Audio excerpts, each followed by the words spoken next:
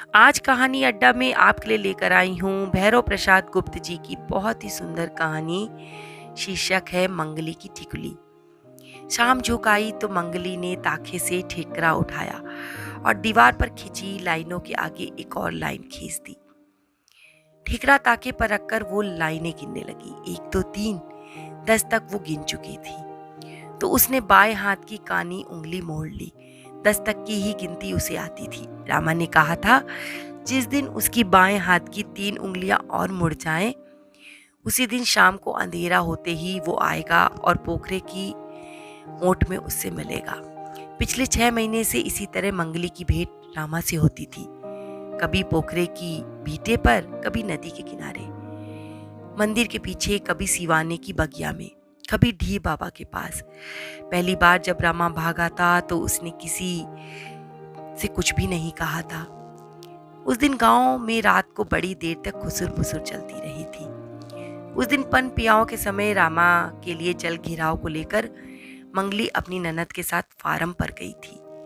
सासू को बुखार चढ़ा हुआ था और ससुर घर पे थे नहीं, बिटिया के ब्याह के चक्कर में अंते गए थे। पन पियाओं की बेरा निकली जा रही थी। सासू ने कई बार बिटिया को बाहर भेजा कि कोई लड़का या बड़का मिले तो उसी के हाथ चिरौरी विनती करके पन पियाव भिजवा देंगी, पर कोई नहीं मिला। सब बाग बगीचे, खेत खलियान या फार्म पर काम करने चले गए थे। जेठ का महीना चढ़ गया था। कटनी और दबनी दोनों तेजी पर थी। सासू बुखार में ना होती तो किसी खेत में खेत कटाई कर रही होती। ससुर की मामूली खेती थी।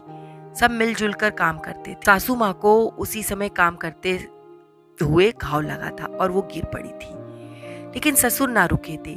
बिटिया सयानी जो हो गई थी, इस लगन में उसे ससुराल जो भेजना था, और वो बेटे से कह के गए थे कि कुछ दिन फार्म पर काम कर ले, कुछ कमा ले, बिटिया के ब्याह में जरूरत पड़ेगी। लेकिन रामा फार्म पर काम नहीं करना चाहता था। वहां से कई बार भाग चुका था। उसका कहना था कि वो वहां काम नहीं करेगा, और फार्म का मालिक भी कहता था कि रामा फार्म के मजदूरों को भड़काता है। रामा ने अपनी माँ से कहा कि माई, मैं किसी और गांव में जाकर कोई मजदूरी कर लेता हूँ। लेकिन माँ ने समझाया कि जब तक उसका जी ठीक नहीं हो जाता और बुढ़ऊ लौट कर नहीं आ जाते, तब तक यही काम कर ले। फिर जहां जी में आए वहां काम करना। 2-4 दिन की तो बात है। फार्म पर काम बहुत था, मजदूरों की किल्लत जो थी। सुबह रामा पहुंचा तो मालिक ने उसे चेतावनी देकर रख लिया कि अपने काम से मतलब रखना, मजदूरों को भड़काने के काम में न लग जाना। रामा इसका क्या जवाब देता, और कामों में जुट गया। 2 दिन बुढ़िया ही कांपती डोलती बेटे के लिए पानी पीने को और सत्तू लेकर जाती रही। तीसरे दिन वो बिल्कुल लस्त हो गई। उठकर बैठने की भी उसमें ताकत ना थी। जल पियाओ की बेरा जब ढलने लगी तो आखिर मंगली ने कहा कि कहीं तो हमी जल घेराव दे आई, बेरा खरा गईल, कहीं खराई उराई ना हो जाए। अम्मा तू कई बार जाई नवकी, माई ने व्याकुल होकर कहा। 4 दिन की आयल बहुरिया तो का रास्ता नहीं के मालूम। पूछत अच्छा चल जाई मैया, मंगली ने कहा, और रउआ रास्ता बता दे ही ना। सासू क्या करती, हार पछताकर उसने कहा तू बिटिया के साथे ले ले। इनकर भैया बिगड़िए तो ना, मंगली ने पूछा। बिगड़िए काहे के? कह दिए कि मैया भेजली है, दूसर केहू ना मिलल। ननद भौजाई जल घेराव लेकर फार्म की ओर चली। भौजाई बहुओं तक घूंघट काढ़े हुए थी। उसके एक हाथ में रस से भरा लोटा था। चबेना की पोटली ननद के हाथों में थी। भौजाई के पांव कुछ अटपट पड़ रहे थे, लेकिन ननद तो जैसे ठुमक ठुमक कर चल रही थी। कभी कभी भौजाई चलते चलते ननद से सट जाती तो ननद उसे एक मीठी कोहनी मारकर कहती ठीक से चलना, और हंस पड़ती। लेकिन भौजाई के होठों पर मुस्कान भी उभरने से सकुचा जाती थी। अपरिचित रास्ते पर उसके पांव सीधे पड़ ही नहीं रहे थे। ट्रैक्टरों की घरघराहट कानों में पड़ी तो ननद ने कहा, देख भौजी, ट्रैक्टर से दवाई होत बा, कैसन भूतर नियर चक्कर काटत बा। चल उन्हीं से चली जा है बे, कहीं भैया वहीं होंगे। ट्रैक्टरों को तेजी से चक्कर काटते देख मंगली का सिर घूमने लगा। हर ट्रैक्टर जैसे एक बवंडर में पड़ा घूम रहा था। और भूसे की आंधी से नहा रहा था। तभी एक तिनका जाकर मंगली के गले में फंस गया। मंगली खांसी रोकने की कोशिश करती हुई प्रयास करती रही, लेकिन खांसी रोक ना पाई। तभी उसके कानों में किसी की आवाज पड़ी, ये कौन है? बड़ा टिकुली मटकावतिया। मंगली की देह थरथरा उठी। न संभालती तो रस भरा लोटा उसके हाथ से छूटकर गिर पड़ता।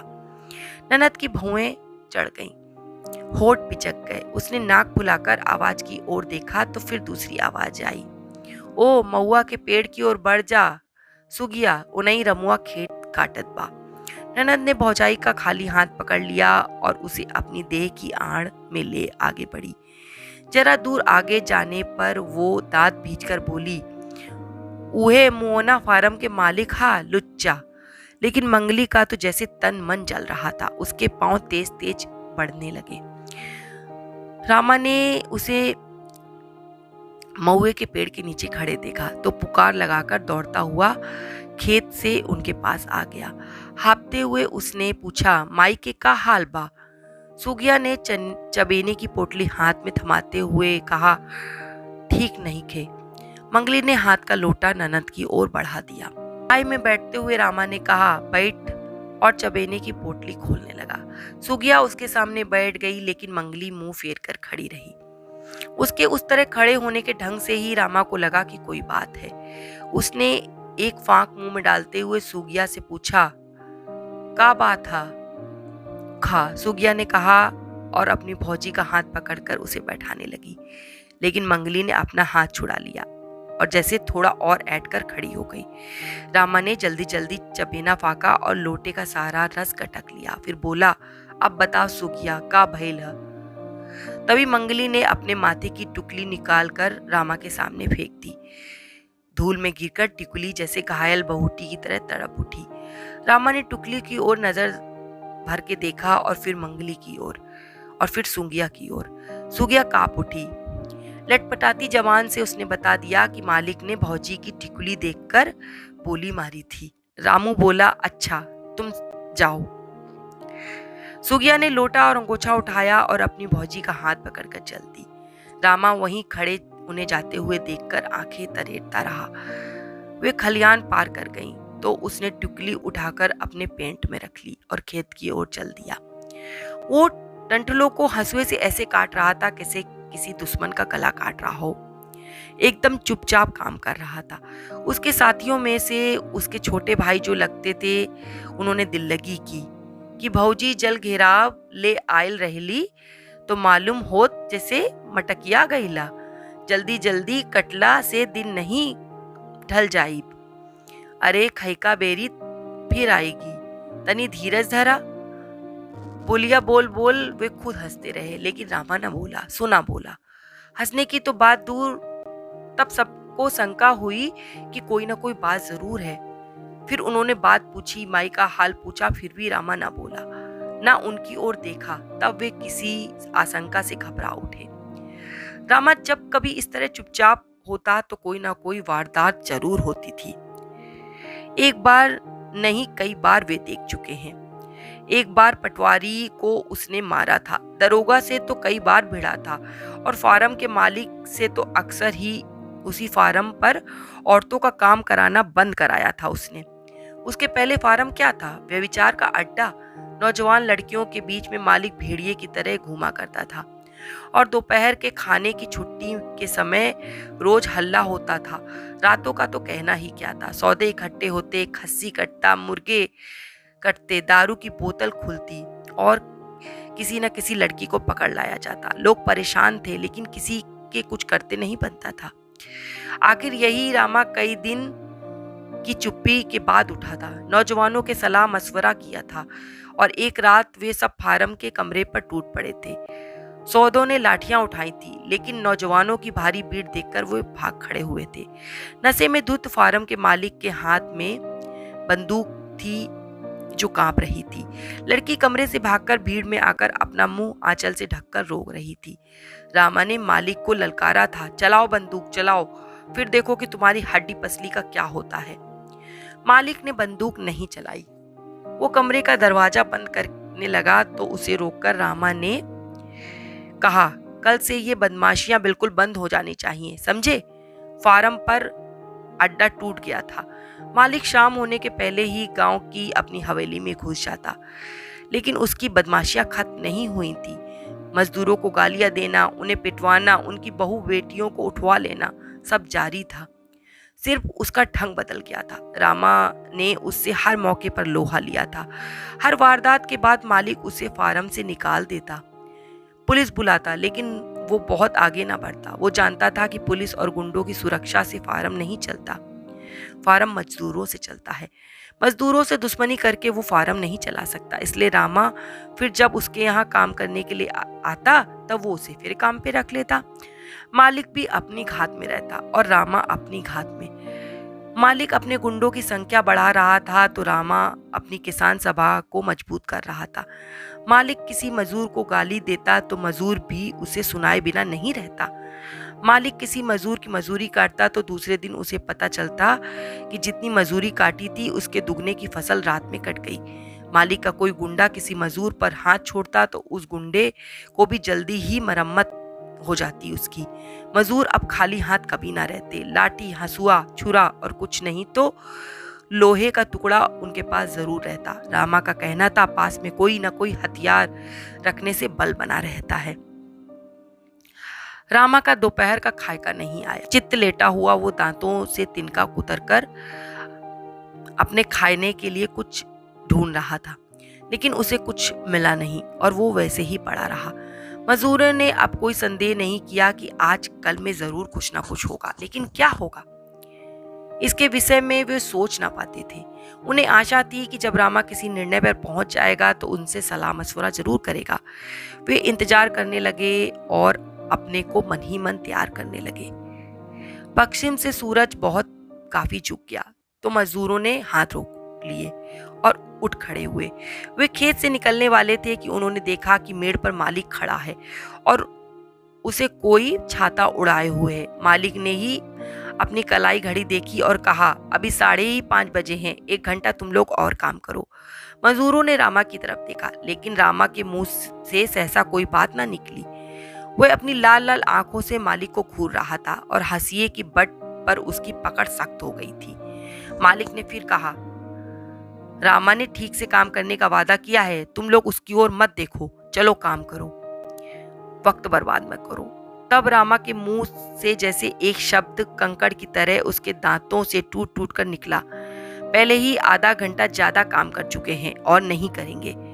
हम 1 घंटे की ज्यादा मजूरी देंगे। मालिक ने कहा, तुम लोग काम करो, हमें नहीं चाहिए। रामा ने कहा, तू जोरू जात वाला हुआ रामू, तू कहता है तुझे पैसे नहीं चाहिए और बड़ी जुल्म जोरू तुझे मिली है बे, तू क्यों उसे भूखा मारेगा? चल काम शुरू करने को कह। 1 घंटा और काम कर लेगा तो तेरी जोरू के लिए चूड़ी टिकुली आ जाएगी। फिर क्या हुआ? कोई देख ना पाया। जैसे बिजली कौंधी और फिर छाते वाले की पुकार सुनाई पड़ी, पकड़ो पकड़ो उसे। रामा को कौन पकड़ता? मालिक गिर पड़ा था। रामा के हंसिए की नोक मालिक की दाईं आंख में घुस गई थी। मजदूरों ने सबसे पहले मंगली और सुगिया को घर से हटाया। माई ने पूछा तो उन्होंने कोई बहाना बना दिया। खबर मिली कि फार्म के मालिक को कस्बे के अस्पताल में ले जाया गया और वहां से जिले के अस्पताल को पहुंचाया गया। गांव में पुलिस का दल आया। रामा के घर और आस पड़ोस के घरों की उन्होंने तलाशी ली, फिर कुछ मजदूरों को धमकाया और पीटा भी। रात भर गांव में खुसुर फुसुर होती रही। किसी की समझ में ना आ रहा था कि आखिर रामा ने फार्म के मालिक को वैसा दंड क्यों दिया। किसी का कहना था कि रामा ने मालिक की गर्दन पर अपना हंसिया फेंका होगा, लेकिन लग गया उसकी आंख में। और किसी का कहना था नहीं, रामा ने मालिक की आंख को ही निशाना बनाया था और हंसिया ठीक अपने निशाने पर पड़ा था। लेकिन क्यों, इसका जवाब किसी के पास नहीं था। मंगली और सुगिया से कोई क्या पूछता, लेकिन खबर मिलते ही सुगिया ने अपनी भौजी से कहा, हंसिया में दोनों आंख फूट जाती आज। उसने कैसे तुम्हारी टिकुली पर नजर लगाई थी? मंगली ने तब हंसकर पूछा, कहाँ गया है भागकर? यहीं कहीं गए होंगे भौजी, तुम परेशान नहीं हो। लेकिन रामा फिर नहीं लौटा। उस पर एक वारंट कट गया था। रामा के घर के दरवाजे पर नोटिस टंग गई थी। 15 दिन के बाद पड़ोस के गांव का एक जवान रात को आया। पूछा, तब से तू आपन लिलाट सुने काहे रखल बाणी, टिकुली काहे नहीं लगावती है? मंगली कोई जवाब नहीं दे सकी। इससे पहले रामा ने अपनी पैंट से एक टिकुली निकालकर मंगली के माथे पर लगा दी और बोला, एके संभार के रखिए, ओ शैतान के आगे एको आंखी बचल बा। हम फिर ढी बाबा के पास 7 दिन बाद रामा से मिलब, तो के खबर मिली तो के लिवावे केहू पहुंची। फार्म का मालिक दाई आंख से काना हो गया था, लेकिन उसकी बाई आंख का शैतान और जबर हो उठा। उसका चेहरा यूं ही भयंकर ना दिखाई देता था। उसके अंदर का जंगली जानवर हमेशा ही गुस्से में रहता। रामा गांव छोड़कर भाग गया था। मालिक के मन का डर निकल गया था। वो नंगा नाच नाचने लगा। 2 कांस्टेबल हवेली पर, 2 कांस्टेबल फार्म पर पहरा देते। गांव के सभी मजदूर को उसने निकाल दिया था। बाहर से मजदूरों को बुलाया, लेकिन उसे क्या मालूम था कि मजदूर चाहे गांव का हो या बाहर का, आखिर मजदूर तो मजदूर ही होता है। फार्म की भदई की तैयार फसल में से रात को कहीं ना कहीं कुछ कटकर गायब हो जाती। ना मालिक के समझ में आता और ना कांस्टेबल की समझ में। रात में फसल की निगरानी का कार्यक्रम बना। मजदूरों में से कुछ को रात का खाना देकर पहरे पर बिठाया गया। कांस्टेबल को गश्त पर रखा गया। फिर भी फसल कटती रही। आखिर परेशान होकर मालिक कच्ची पक्की फसल कटवाकर खलिहान में इकट्ठी कर दी, लेकिन इससे भी कोई फायदा नहीं हुआ। रात को कटी फसल में से भी कुछ न कुछ गायब हो जाता और एक कांस्टेबल भी जख्मी हो गया। खलबला उठा। दरोगा का सारा ध्यान रामा की ओर गया। अपनी पूरी कोशिशों के बावजूद वो रामा को गिरफ्तार नहीं कर पाया था। उसने फिर एक बार अपना जोर लगाया। मालिक को यह खबर मिली तो उसकी कानी आंख रामा के घर पर उठ गई। उसे याद आया रामा की जोरू, जिसकी टिकुली उसने एक दिन फार्म के खलियान के पास देखी थी। रामा उसकी फसल लुटवा रहा है तो उसने एक कुटिल मुस्कान के साथ सोचा, वह भी तो रामा का कुछ ना कुछ लूट ही सकता है। एक रात गांव के पास एक बड़ा तमाशा उठ खड़ा हुआ। यह खबर चारों ओर फैल गई कि फार्म के मालिक के 2 गुंडे रामा के घर घुसे थे। औरतों ने हल्ला मचाया और मर्द जब वहां पहुंचे तो उन्हें मालूम हुआ कि गुंडे औरतों मुसलों से चोट खाकर भाग खड़े हुए। लोग खूब हंस रहे थे। औरतों की पीठ ठोकी गई। अब के अगर नहीं बाज आएंगे और बहू बेटी की ओर अगर आंख उठाकर देखेंगे तो उसकी दूसरी आंख भी फोड़ देंगे। जवानों के बिटोर होते रहे, कभी इस गांव में कभी उस गांव में। हर गांव में फार्म खुले थे, हर गांव के मालिक थे और हर गांव में मजदूर और छोटे किसान। सारा इलाका ही संघर्ष भूमि बन गया था। कई मालिक तो अपनी जान बचाने के लिए रात को थाने पर चले जाते, लेकिन काने मालिक ने अपनी हवेली और फार्म को ही थाना बना दिया। गांव में थोड़े दिनों के लिए सन्नाटा छाया रहा। रामा ठीक दिन पर ठीक जगह पर मिलने के लिए आता। मंगली चिचरी खींचती और उसे गिनती रहती। जिस शाम गिनती पूरी हो जाती, मंगली अपनी माथा बांधती और बिंदी और सिंदूर लगाना कभी नहीं भूलती। टिकली सटाना उसे अच्छा लगता था। उस शाम मंगली की 3 उंगलियां मुड़ गई तो वो खुशी से अपना माथा बांधने लगी। सुगिया ताड़ गई कि भैया मिलने वाले हैं। उसने पास जाकर कहा, आज हमऊ चलब। चल, मुस्कुराकर मंगली बोली। सुगिया भी तैयार हो गई। छुटपुटा हुआ तो जवान ने सीधे उनकी झोपड़ी में आकर माई के पांव छुए और मंगली की ओर देखकर बोला, आज ऐसे ना चले के होई, चारों ओर कुत्ता सूंघत फिरत बाड़े हैं। फिर मंगली ने पूछा, कैसे चली? सुगिया बोली, आज हमऊ चलब ना। जवान ने कहा, तू फिर कभी चलिया, आज नहीं, आज ई अकेले जाही मरद के भेष में। मंगली ने अपने होठ काट लिए। जवान बोला, देर मत कर, हम ओसारा में चलतानी, तू जल्दी रामा के भैया चाहे काका केवनी के कपड़ा पहनकर जल्दी से बाहर निकल। एक छुरा मंगली ने हाथ में पकड़ा और बाहर की ओर होली। मंगली कपड़े बदली और सुगिया हंसती रही। ललाट की टिकड़ी उतारने में मंगली को बड़ा दुख हुआ, लेकिन फिर उसने उस टिकली को अपने पेंट में घोंस लिया। उसका इरादा था कि उनके पास पहुंचकर वो टिकली माथे पर सटा लेगी। वे बाहर निकलते तो छुटपुटा गहरा गया था। पगडंडी पे अगल बगल चल रहे थे। दोनों ओर गन्ने के खेत थे। वे यूं ही कुछ बातें करते जा रहे थे। पोखरे का बीटा अब दूर नहीं था। सहसा उन्हें दोनों ओर गन्ने के खेत की ओर सरसराहट की आवाज सुनाई पड़ी। इधर उधर देखे कि पटापट उन पर लाठियां गिरने लगी। जवान गिर पड़ा और संभलकर वो उठे उठे कि उसने देखा कि 8-10 लोग मंगली को उठाए गांव की ओर भागे जा रहे थे। जवान भागकर भीटे पर पहुंचा और रामा को खबर दी। फिर वो दोनों तुरंत निकल पड़े।